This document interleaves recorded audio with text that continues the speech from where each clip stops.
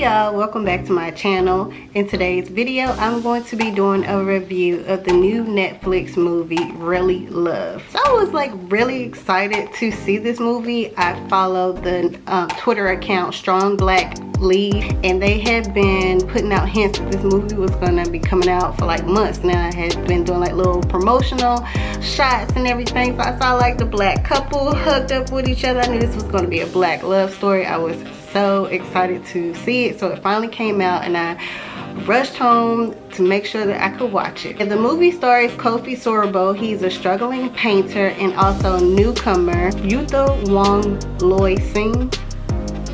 I think that's how you say it. Anyway, she is a law student. They meet each other at an art show and they just end up falling in love. So this is like their love story. The cool thing about this story is that it is primarily based in DC, and let me tell you, they want you to get the full DC experience. I mean, they got a go-go band in there at the beginning of the movie. They got T.O.B. playing Backstroke by Teacher Moses, which was my favorite R&B singer. So I was about to start beating my feet. I was like, oh, I said, okay. But yeah, you got your go-go music. One point they was eating fried chicken with mumbo sauce.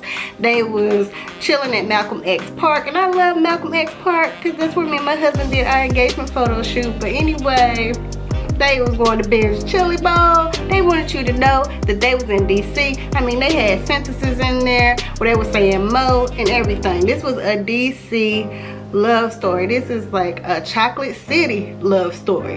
The cinematography was very beautiful. They used a lot of earth tones. It was a lot of browns, a lot of greens, a lot of oranges, and just the skin tones on the black people, the beautiful dark skinned people they had in this movie was so beautiful. They was so moisturized, skin was glistening. They looked like gods and goddesses. They had Kofi with his little Scully cap on looking like Marvin Gaye. I'm telling you, this was like dripping, oozing with black love. The movie also has appearances by Notori Naughton, Tristan Wiles, Michael Ealy. And this is Suzanne Douglas's last performance, I believe, before she passed away. So she's also in the movie, and also D. Blair Underwood also makes an appearance in the movie. Also Yuzo Aduba, I'm pretty sure that's not how you accurately pronounce her name. I never watched a lot of her stuff that she's in, but I know she was like in Orange is the New Black and stuff like that. She also has a role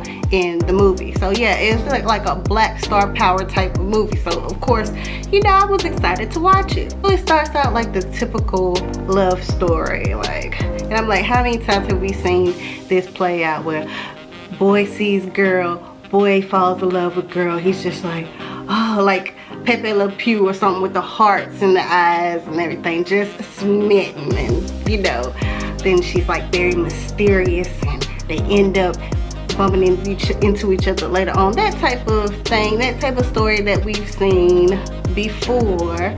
But I was still intrigued to see where this was all going, because like I said, it had a lot of DC references. So Isaiah is a struggling painter. He's trying to get recognition in the art world, and his painting is primarily focused on black people and just black life, moments that black people in DC experience. He puts that on canvas, and he's not as big as he imagines that he should be, and he's very talented. When Stevie and Isaiah first see each other, I mean, the chemistry was like electrifying. You could see that like the sexual chemistry was there. They definitely was feeling each other. It was a little cat and mouse at first, but yeah, the energy was electrifying. And to me, that wasn't really love, that was more lust. It was really lust, that's what it was. They were spending a lot of time enjoying DC together, and then like just by happenstance he happens to mention to somebody that like she's his girlfriend. So it's not even like he formally was like, hey, I'm liking you, like spilling his guts or anything to her about his feelings. It was just like, oh, you telling people that I'm your girlfriend? Like, okay, I guess I'm your girlfriend. The next thing you know, she asking him if he wants to move in, and this man ain't got no job. He a struggling artist. She a whole law student. Like, girl, you need somebody that's like on your same level. Then to top all of that off, her parents are wealthy. She takes him to meet her disrespectful parents, and it's just like, you already know that parents are uppity black folks that's gonna be looking down at this man because he does not come from the same background that y'all do. He's not bringing nothing to the plate, but you still gonna put him in the crossfire and let him meet your judgmental parents. So it was just a recipe for disaster. And of course, they don't talk about how they felt and how he felt embarrassed or disrespected by his parents. She don't apologize for the way her parents treat him. So it's just like, then all of a sudden they got tension. And in the story, you start to see that Isaiah is focused on being an artist. That's his number one thing. He does not take any time to get to know Stevie on a more deeper level, try to intertwine within her life or seek out the same interests that she does, or even try to even pause from what he's doing, take a pause, a break from his work in order to spend personal time with her. He's standing the girl up and everything. She going to the play and stuff by herself, meeting up with her parents. They already don't like him. They just shaking her head. And she does not say anything about it. She don't check him about it or anything. They end up getting into an argument, and eventually she breaks up with him and she lets him know that she's going off to Chicago because she has like a job opportunity in Chicago. Now when this happened, I said, hold up now, she going to Chicago. And then they flash forward like a year later. I'm like, hold up, this movie is trying to be like Love Jones. Because if you remember in Love Jones, something similar happened. And I just was like, why? Why the Love Jones comparison? Like, if you are going to put in something like that into a movie to where you're going to be compared to a classic movie like Love Jones, you know, a lot of people look at Love Jones like it's a classic. Then your story, the meat of the story in your movie has to be a lot stronger than what it is. Like this movie, the backstory was very flimsy. Like, it's called Really Love. I didn't see no love in the movie as far as love between the two stars in the movie, Isaiah and Stevie. That wasn't love. That was like maybe infatuation. It was just a physical thing between them. You know what I'm saying? It was a lot of miscommunication. Stevie acted like she was nervous the whole time. She didn't know how to express herself. She didn't know how to open her mouth and ask for the things that she wanted. And then Isaiah was straight up selfish.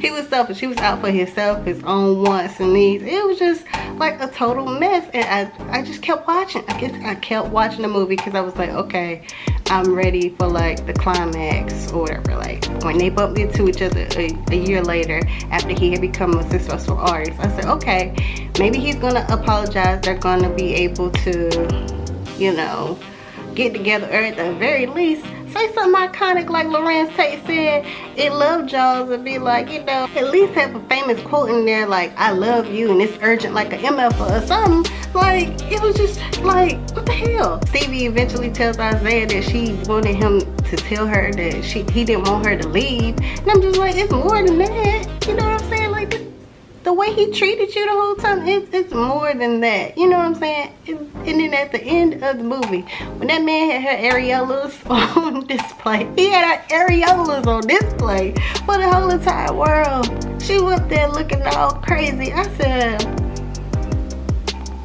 really? This is how the movie's gonna end? And the thing about it is, the movie was not 2 hours long. So it's like y'all had time to end the movie better than you did. It was a big disappointment. I mean, the pictures was nice as far as the advertising, the photos and everything. The cinematography was beautiful.